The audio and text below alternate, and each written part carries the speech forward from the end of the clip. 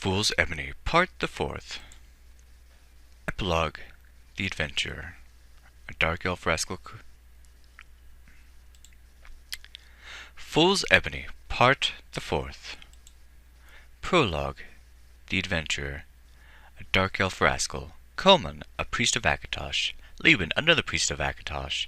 Epilogue: Steed, a priest of Julianos. Rake, another priest of Julianos. Shub, a mage. Shub, a different mage of the same name. Nephron, a somewhat sleazy merchant.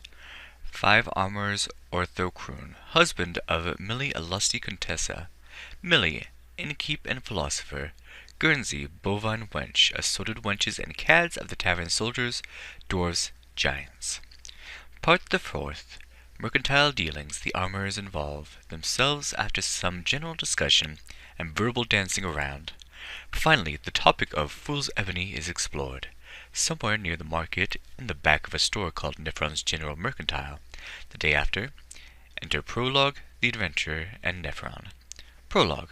Whilst the actors playing the adventure and the merchant Nephron dramatically move their mouths to pantomime a conversation, it is on poor Prologue's shoulders to update the audience on the play's actions in the first 3 acts. The adventurer, a rogue of a dark elf, has been hired 2 different groups, 4 inebriated priests and 2 greedy mages, to delay the other group and find the lost cache of Fool's Ebony in the Rothgarian Mountains. Now, picture this clownishly decorated set as the back room at a prosperous merchant shop. And, before the adventurer and Nephron develop lockjaw, Prologue will leave you thus. Adventurer. So you see, friend Nephron, just what an opportunity we have here. We have this new commodity for which you agree there will be a huge demand. Nephron. Especially from the royals. Once one of them has something new, they all want it, of course. Adventurer. And do not forget the armorers for their forges and alchemists for their retorts and whatnot. Nephron. You seem to have the mages lined up nicely, got their location memorized, the access map and so on. You know, we merchants have a suspicion for quite some time that those old twits had some deep dark secret of interest to us. Now the priests of the school of Julianos. We already work well with hand in glove, you might say, but of course we shall cut them out of the major profits. Maybe let them distribute some of their flocks, and their temples make good, how can I say, storehouses? But the Akatosh chantry is a problem, always running off and doing things on their own initiative. No cooperation, just crazy people. We need to do something about them to ensure the cooperation. Adventurer. I have a suggestion that might help. You recall how old Coman left, and apparently dragged off some little blonde lamppost girl. Just suppose that just by chance, in his state of befuddlement, he dragged off someone important by mistake. Might be a lot of trouble for the chantry if word got out. Nephron. Indeed, there's this silly little blonde royal who's all excited by the real life down in these parts of town. Disguises herself, or so she thinks. Comes on down here and plays at being poor. Stupid little twit. Coman is still hiding with his blonde, right? Adventurer. Yes, in that retreat the priests have, down near the waterfront. Nephron. Oh yes, I know that place. Often sell them some spiritual powders and so on. Good, you see, just imagine what would happen if Coman, by mistake, had grabbed this slimming little contessa. Akatosh chantry would have no end of trouble from the palace if something nasty happened to her. And then we can move in, offer our help, the chantry, during their hard times. Yes, leave it to me. I shall contact a few of my business associates, as it were, make some arrangements. Adventurer. And I'll keep up chatting with the priests and get them to support our little business venture. Nephron. Right, and I should introduce you to some of the more senior members of our brotherhood. Excuse me, guild. Let me contact you in a few days when everything is all set. You are here every evening?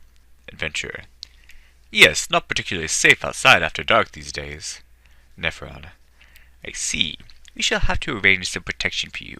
Well, in a few days then. Exit Nephron inconspicuously.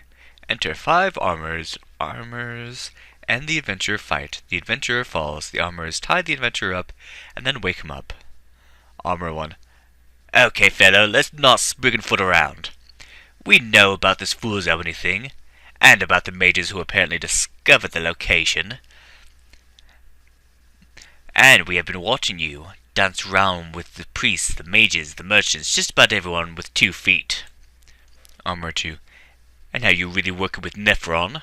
Armor 3. And how you're double-crossing the priests and mages. Armor 2.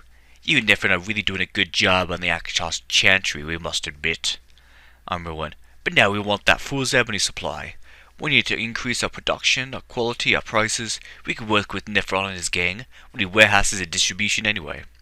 Armor 4. We could torture it out of you. Armor 3.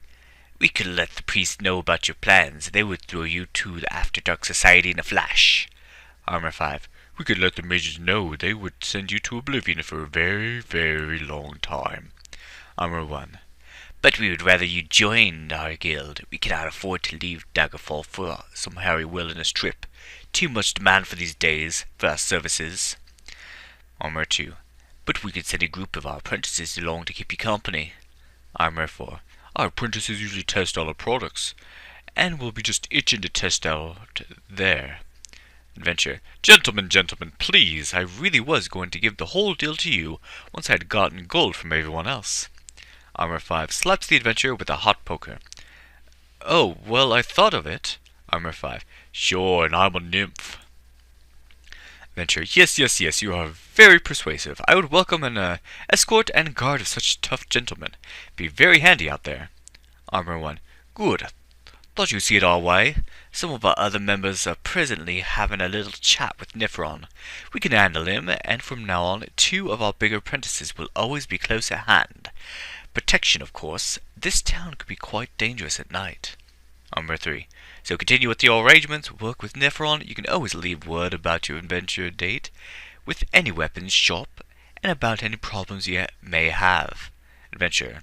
Certainly, gentlemen. Yes, you are indeed very persuasive. I shall keep you up to date. And thanks for the protection. And to Ortho, the very large apprentice. The adventurer is untied. Exeunt 5 armors. Adventurer. Hello, who are you? Me am Ortho. Adventurer. My protection? Ortho. Me am Ortho. Adventurer. You look very familiar to me for some reason. Have you ever been to Morrowind? Ortho. Me am Ortho. Adventurer. Fine then. Well, man used to say the very worst thing that can happen to a fellow is an evening spent in the company of an earnest politician. This, I think, is a close second. Exeunt the adventurer and Ortho. Enter Epilogue. Epilogue. Our play has 6 parts, and we've just finished the 4th. It's interesting. I think that the lusty Contessa has not made an appearance yet. You don't suppose a playwright forgot to put her in the dramatis personae, do you? Well, you'll only know if you come back for The Fool's Ebony Part the 5th. And if your neighbor decides not to return, don't tell him what happened. We actors have to make a living too, you know.